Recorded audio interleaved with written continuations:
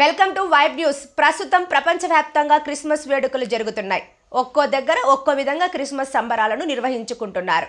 కొన్ని ప్రాంతాల్లో భారీగా లైటింగ్ షోలు, డ్రోన్ షోలు, సంగీత కచేరీలు సహా రకరకాల ఈవెంట్లు నిర్వహిస్తూనే ఉన్నారు.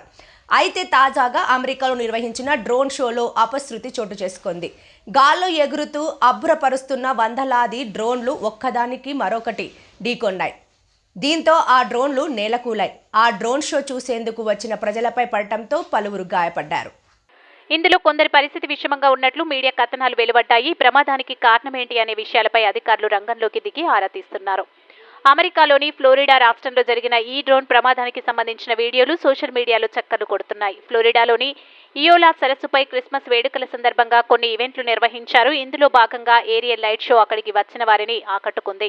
ఆకాశంలో వందలాది డ్రోన్లు ఎగురుతూ రంగురంగుల ప్రదర్శన అక్కడి వారిని మంత్రముగ్ధుల్ని చేసింది. ఇక ఈ ఏరియల్ లైట్ షోను చూసేందుకు భారీగా ప్రజలు తరలివచ్చారు.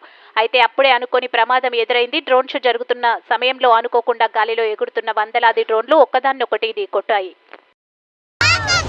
Oh no! I don't think they're supposed to be falling. Why are members in a space shuttle? What is supposed to be falling? మా ఛానల్ని లైక్ చేయండి, షేర్ చేయండి, సబ్స్క్రైబ్ చేయండి. మరిన్ని అప్డేట్స్ కోసం పక్కనే ఉన్న బెల్ బటన్ నొక్కండి.